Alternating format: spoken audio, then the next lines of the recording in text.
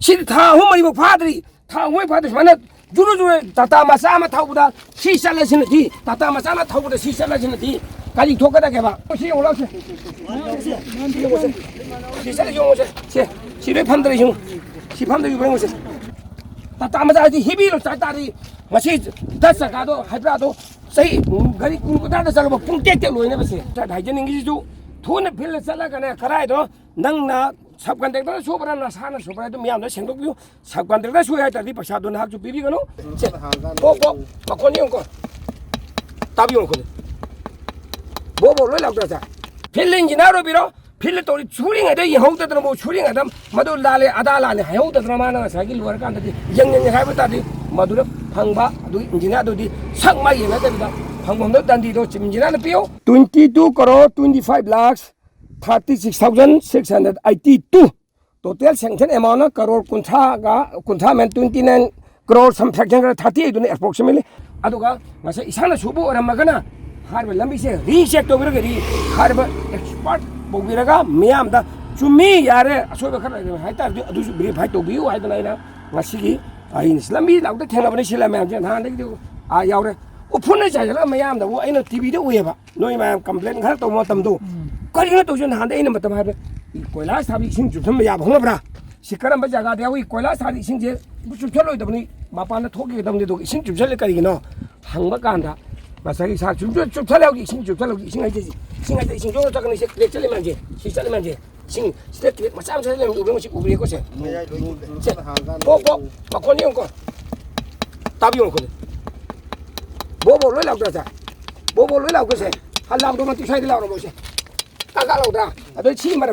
보보 로이 라고세 신을 딱구니 마카다 홀 뭐야 지금 삼나들 하이브래 거기 꼴라 답을 놓으라 맞동도 거기 파우더군바 호이 아쿠파마 따이바 khoina thanda po khudingi atai tawdra atai taw si ma ti yaude hare khoina haru bada masi yaude taw sini sumui ne ha aduda yaude yes ka squai deba tawbada bu mana thaba kanda sida shori be sidi madam didi agi experience thaija sagi experience thaija ta mana koila se sowi magi degree me sabe isangse masiji yaudre ba ing purapana aya more maru na maha makha de ba paka logi bedo maduna quality le tabna maru si po to ine main coach di paka logi ba hi अदुई मखा सेंग्रे bell थाइको जितौ त थाइदौ जु थादा त मदुदा हेक त लकाय मै खा थुबि थुबि त म याम थेंनग्राबनि अता ताइना हुइदोंगि चिनाव सिंना थोलक त मदु खदा बक्छ त यहौबि खर फरिनि नामांग त मोय पकालो खुजु मुजु तक थंगिबो जुमिको एजे खुनको थोरते मना नामांग त यारोय तंग बगान स्ट्राइक तंग हिदको अजु नमफु त तौर नत्रबा तौर अदर मखा द लूज ओबना मर बना मथक्से लूज ओरेनेबा अदुदि तांग मणिपुर त लेबा होल अमतंग हाइजेनिंग बामना ने एज होल इंजीनियर गाइना रिक्वेस्ट तौजनिंग से फिल्ड वाला इंजीनियर ओबिरो आ द टेबल तौरगा इंजीनियर ओबि थबक तो कमीशन जाबि थबक तो तोपिरो ngasi दे हाइजेनिंग से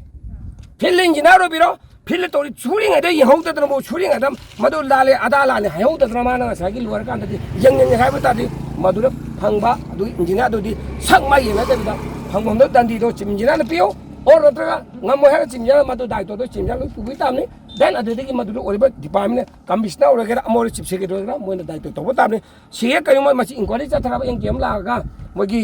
committee le yang jen ba committee hai tar na expert committee la ga machi chumi ulale hai ba to da tar ga di ai na da kai ma so ya da assembly lag tar di madu afaba consequence to oiroi adu athui matam da hai amount jeng ko secretary yogi le se sai ga na pasa amount le wa do je ai assembly da ma pirak pani 22 crore 25 lakhs 36,682 total sanction amount crore kunta men 29 crore some fraction 38 dun approximately adana maintenance be jakhara khaure ba hare ba tender tawri ju loan huran chin dir taw tender ne ba I tender taw gi banda te ba se chief engineer na ngasagi chief secretary approval laura kana cabinet pass tor kanda sumdi upan tender ma sam tor kanam te bit taw gi banda te si tender se aduna si sidul sugi ba tabang ne ba minus subu ju na te ba si tabak suri se adu da sidul suri khara du projagi 70% 60% subi bi ana si tha homari bo phadri tha hoi phadri mana 주루주루 다다 마사마 타고다 시살라시는디 다다 마사마 타고다 시살라시는디 가지 도가다 개봐 다다 마사지 히비로 짜다리 마시 다사가도 하드라도 세이 가리 군고다다 살고 풍깨깨 로이네 버세 पूरा सिने साथी ले अदुग सी लंबी से पूरा emergency ने अदुन हाइबजु सांग वा में ने तौना छंग वाना प्रोग्राम हापी ने खोपी ने तौजरबदा उचिना जन तमो बिदन हाय तमो बिदन मासे हापी रे हायना तौगी बे थबुक सिबु अननेसेसरी दा सिबु सवाना मिया mang हुंग बे कैरेक्टर लागदे कै थोक तो ने यंगो से करबत तौबा हाना लोसन दे करबत मैं जे येंगे येंगे आई मतम माना सही अनि मतम लेबने ना खोना ngang मै अबे के कनो लेतम ना दु तौरिंगाई जो इसिंग चुपथलाबा कोयला समाथक इसिंग चुपथलाबा दाना दुगी क्रिक से मान सांग किलोमीटर मैं सांग चले जो अतै जुलो मतिम चले हो आ दुजी yengai kum दरे ngai मतन मत मैम क्रिक मचा चलगा लोइ ला हो अदोदि हिदा हिबि लंग हसिबक चते ना हजि ब्रीफ खलाय अचौ जो इंडस्ट्री ला खला मिना अचौ हिबि लो चलबा कानदि सिदि पुरा थोक थाक ताने बा ओदन चही हम चही फार बिसि लंबि अदुना केंद्र तबु असै करो कुंथा मे याखला बदबु ई केंद्र तौदना हा अफाब केबा कनो कंडीशन कनो कंपटीशन तौर तौमोइ महता हेता लोना होरा लोना टाइप तौखिबुना मसगी हारिबा कनो से सी स्टेज यौरइनेबा अदुना आइना मयाम दा हाजनिंगिदि ओ आइगी चिमियादा तमो सुबा हाजनिंगिसो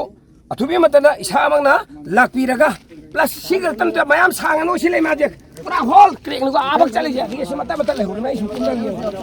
केले तना सागदी ओसी ओला से सिसले जो से सिरे फमदरे जो सी फमदरे जो बंगो से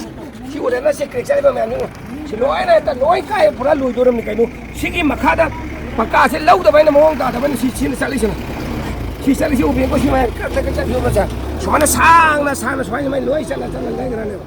अदुना अथुबि मतम लागा एम गेम लाक फिरगने मसेर खुदक तौदिन दिस वीक खिदा हाइतारने मदु तौबियु